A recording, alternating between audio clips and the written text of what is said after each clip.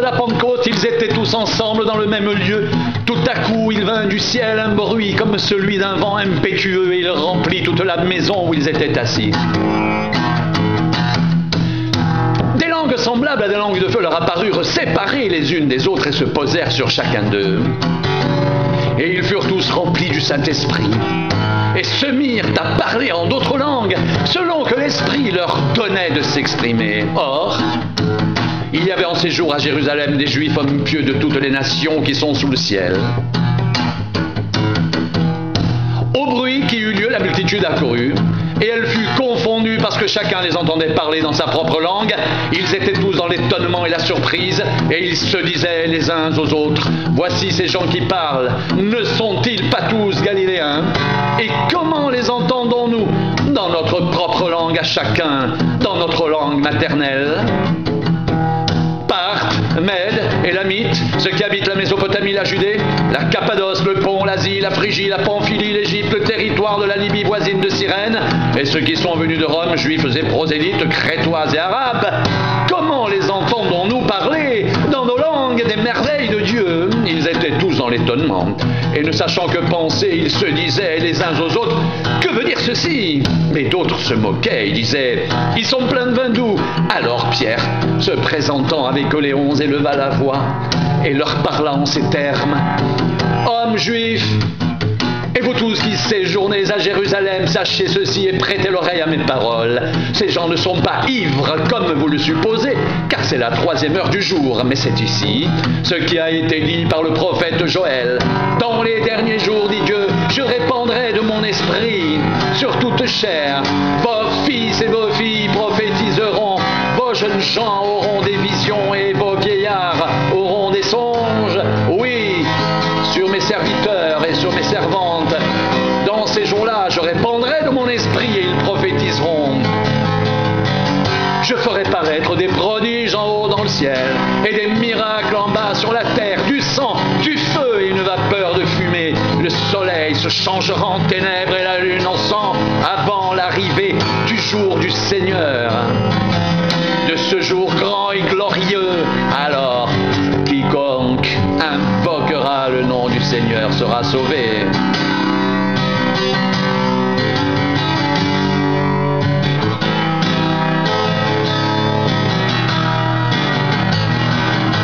Hommes israélites, écoutez ces paroles.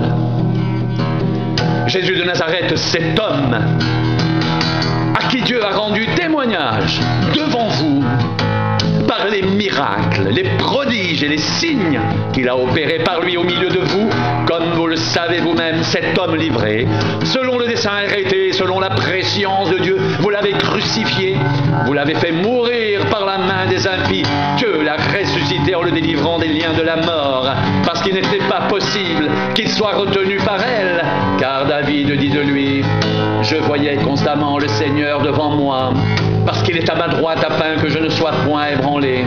Aussi mon cœur est dans la joie et ma langue dans l'allégresse, et même ma chair reposera avec espérance, car tu n'abandonneras pas mon âme dans le séjour des morts et tu ne permettras pas que ton sein voie la corruption. Tu m'as fait connaître les sentiers de la vie, tu me rempliras de joie par ta présence. Hommes frères, qu'il me soit permis de vous dire librement au sujet du patriarche David qu'il est mort, qu'il a été enseveli et que son sépulcre existe encore aujourd'hui parmi nous, comme il était prophète et qu'il savait que Dieu lui avait promis avec serment de faire asseoir un de ses descendants sur son trône. C'est la résurrection du Christ qu'il a prévue et annoncée en disant qu'il ne serait pas abandonné dans le séjour des morts et que sa chair ne verrait pas la corruption. C'est ce Jésus que Dieu a ressuscité. Nous en sommes tous témoins. Élevé par la droite de Dieu, il a reçu du Père le Saint-Esprit qui avait été promis. Et il a répandu, comme vous le voyez et l'entendez, car David n'est point monté au ciel, mais il dit lui-même, le Seigneur a dit à mon Seigneur, assieds-toi à ma droite, jusqu'à ce que je fasse de tes ennemis ton marchepied. Que toute la maison d'Israël, sache donc avec certitude que Dieu a fait Seigneur et Christ, ce Jésus que vous avez crucifié. » Après avoir entendu ce discours, ils eurent le cœur vivement touché. Et ils dirent à Pierre et aux autres apôtres: « Hommes frères, que ferons-nous » Pierre leur dit: « Repentez-vous et que chacun de vous soit baptisé au nom de Jésus-Christ pour le pardon de vos péchés. Et vous recevrez le don du Saint-Esprit. Car la promesse est pour vous, pour vos enfants, et pour tous ceux qui sont au loin, en aussi grand nombre que le Seigneur, notre Dieu, les appellera. » Et par plusieurs autres paroles, il les conjurait et les exhortait, disant: « Sauvez-vous de cette génération perverse !» Ceux qui acceptèrent sa parole furent baptisés. En ce jour-là, le nombre des disciples augmenta d'environ 3000 âmes. Ils persévéraient dans l'enseignement des apôtres, dans la communion fraternelle, dans la fraction du pain et dans les prières. La crainte s'emparait de chacun d'eux.